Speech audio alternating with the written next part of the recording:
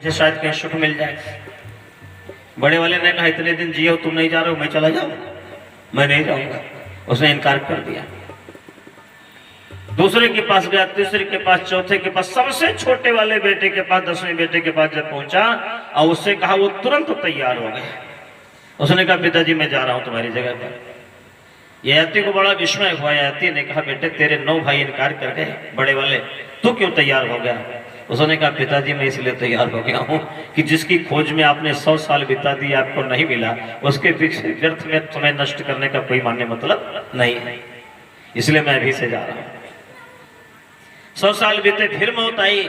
ययाति ने कहा सुख के क्षेत्र में आज के 200 वर्ष पहले मैं जहाँ खड़ा था वहीं आज भी खड़ा। एक एक करके ययाति के 10 बेटे गए, 1000 साल तक ययाति जीवन जिया। लेकिन फिर जब मौत आई सामने तो ययाति ने अपने आप को सुख की खोजी में उसी दहलीज पर पाया। 1000 साल की जिंदगी लगा देने के बाद भी उसको सुख की अनुभूति नहीं हुई, संतुष्टि नहीं हुई, उसको परमानंद की प्राप्ति नहीं हुई। क्यों? क्योंकि साहब इसमें है ही नहीं। हो जहां तुम खोज रहे हो, तुम पद में खोज रहे हो, तुम मद में खोज रहे हो, तुम धन में खोज रहे हो, तुम योग्यता में खोज रहे हो, तुम महल में खोज रहे हो, अटारी में खोज रहे हो, इन खाद्य पदार्थों में खोज रहे हो, इन विषयों में खोज रहे हो। अरे साहब इसमें नहीं है। इसमें खोजने वालों ने अपना पूरा जीवन लगा दिया और अंत में उनको हताशा निराशा ही हाथ लगी। अंत में मिला नहीं इसमें, क्योंकि इसमें है ही नहीं। इसलिए जिनकी खोज गलत है, वासना की, तृष्णा की आग में अपने आप को जलाते जलाते हमने पूरी जिंदगी को बर्बाद करके रख दिया। भगवान ने जिसकी उपलब्धि के लिए हमको आपको भेजा था उससे हम कहीं बहुत दूर निकल गए और इस अमूल्य जीवन निधि को हमने नष्ट करने में कोई कसर बाकी नहीं रखी। मुझे एक कथा याद आती है कि एक बार एक राजा कहीं भटक गया था, राज्य में अपने जंगल में भटक गया। भटकता भटकता जा रहा था, उसको आश्रय नहीं मिला। अंत में एक आदमी मिल गया, उसका एक मकान था। उसने कहा आइए साहब। राजा गए, वहां पर उसने आश्रय दिया, भोजन पानी कराया, नाश्ता पर जो उसकी क्षमता थी उसने सेवा सत्कार किया। राजा प्रसन्न हो गया। राजा ने कहा कि भाई तुमको कोई दिक्कत होगी तो मेरे पास चल आना, मैं फला जगह का राजा हूं, मेरे दरबार में आ जाना, तुम्हारे कष्टों का निवारण कर दूंगा।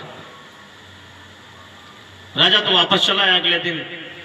लेकिन उस गरीब आदमी की पत्नी ने कहा इतनी गरीबी है, ऐसे जिंदगी जी रहे हैं। राजा साहब ने कहा था जरा उनसे जाओ कह दो कुछ दे दे तो जीवन सुखमय हो जाए। पत्नी के बार बार कहने पर हो गया, राजा के निवेदन किया।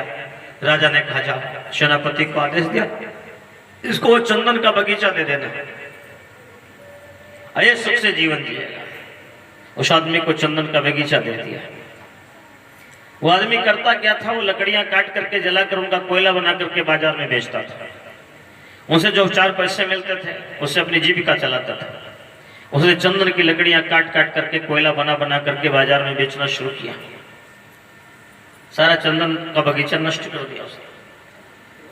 एक दिन राजा साहब ने कहा कि देखें वो तो साहब चंदन का बाग हमने दे दिया था, वो तो बड़ा सुखी हो गया होगा, बड़ा आदमी बन गया होगा। उसको उससे मिलने गए, देखने गए तो देखा क्या, वो लकड़ी फूंक रहा था, कोयला बना रहा था, शरीर भर में कोयला लेसे हुए, पत्नी भी उसकी कोयले में धसी हुई। और वही झोपड़ी की मड़ैया जो पहले थी वही आज भी रखी हुई थी। कोई प्रगति कोई उन्नति नहीं कर पाया। राजा ने कहा ये क्या कर रहे हैं? कहा हुजूर आपने जो दिया था ना बगीचा उसका कोयला बना बना कर बेचता हूँ, लकड़ी से कोयला महंगा बिकता है, इसमें पैसे ज्यादा मिलते हैं। करे मूर्ख तुम समझ नहीं पाए मैंने तुमको कौन सा बगीचा दिया था, ये कोयला बनाकर बेचने वाली लकड़ी नहीं थी। कहा क्या सरकार गलती हो गई? कहा कल तू ये लकड़ी बिना कोयला बनाए ऐसे ले जाना बाजार में छोटी सी काट करके, तेरे को पता चलेगा इसकी कीमत क्या है। वो बेचारा अगले दिन ऐसे लकड़ी बिना कोयला बना करके ऐसे काट करके ले गया। एक लकड़ी बाजार में गया, एक दुकानदार के पास खड़ा हुआ। कहा ये लकड़ी उसने देखा था, ये तो चंदन की लकड़ी है, बड़ी कीमती है। उसने कहा 10 रुपए लोगे? उसने कहा 10 रुपया? अभी तो वो सोचा नहीं था कि 10 रुपए की लकड़ी मिलेगी। कहा 10 रुपया? अच्छा कम लगते तुमको 20 लोगे? कहा 20? उसने कहा 30 लोगे? 30 की ये लकड़ी? दुकानदार नहीं समझ रहा था कि किस भाव में कह रहा है। दुकानदार अच्छा 50 ले ले यार लकड़ी दे दे मेरे। वो दूसरा दुकानदार वहां से देख रहा था कि ये देखो ये लकड़ी महंगी लकड़ी सस्ते में ले रहा है, जान नहीं पा रहा है इसको। उसने इशारे से इसको बुलाया कि इधर आ जा। वो गया तो कहा ये लकड़ी कितने की ले रहा था? कहा 50 की। कहा ये 100 रुपए की, मुझसे 100 रुपए लो, लकड़ी यहीं पर रख दिया। वो 100 रुपए की लकड़ी जब बेच कर के अपने घर में पहुंचा, पत्नी ने कहा क्या हुआ? सिर पकड़ करके बैठ गया, रोने लगा। वो कहा रो काहे रहे हो? कहा इसलिए नहीं रो रहा हूं कि आज इतनी बड़ी लकड़ी 100 रुपए की बिकी, इसलिए रो रहा हूं कि मैंने कितनी कीमती लकड़ियां जला करके कोयला बना डाला। जन्म ही राज तुझको मिला है, एक गवाने के काबिल नहीं है। जन्म ही राज तुझको मिला है, ये गवाने के काबिल नहीं है।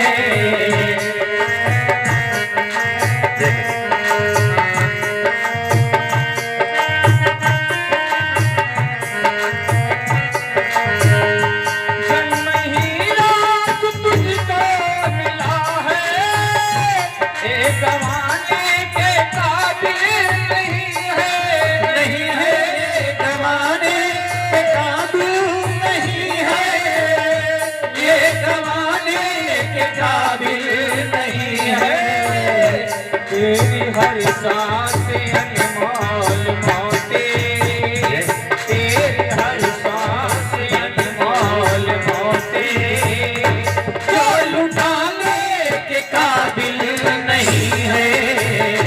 तेरी हर सांस अनमोल मोती, जो लुटाने के काबिल नहीं है। जन्म हीरा जो तुझको मिला है, ये गंवाने के काबिल नहीं है।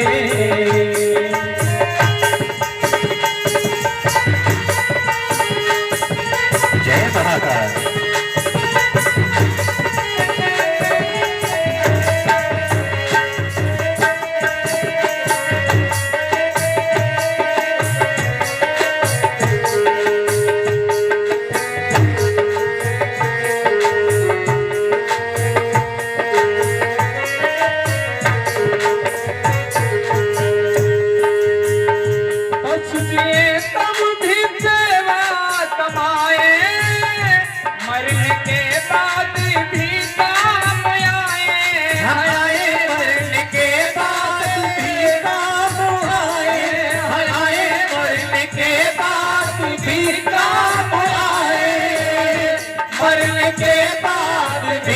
काम आए पर तेरा जिस्म तो मरने पर भी, पर तेरा जिस्म तो मरने पर भी काम आने के काबिल नहीं है।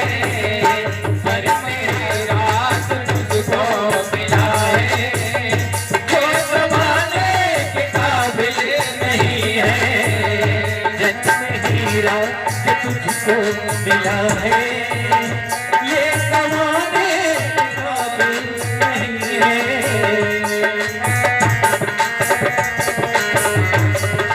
जय महाकाल, जय हो।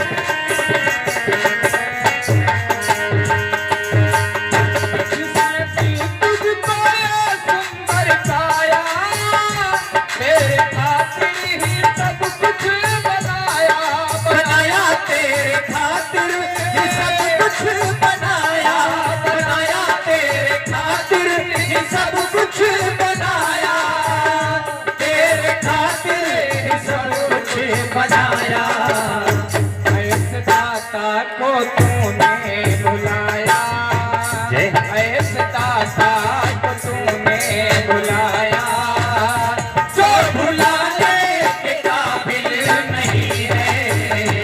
ऐसे दाता को तूने बुलाया, जो भुलाने के काबिल नहीं है।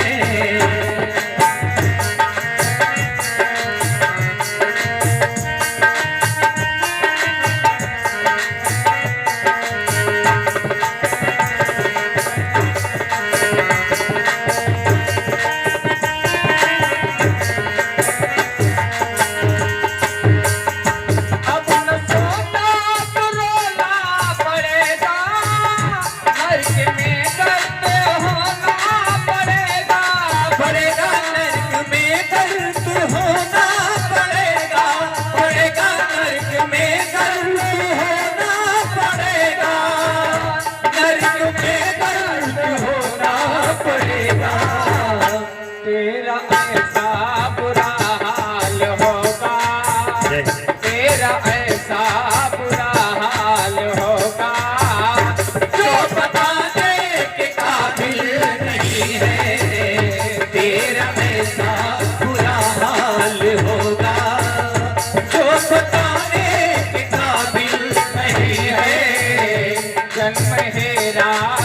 तुझको मिला है, एक वाले के काबिल नहीं है।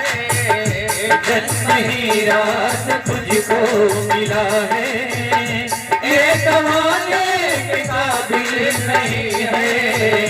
तेरी हर सांस अनमोल मोती, जो लुटाने के काबिल नहीं है।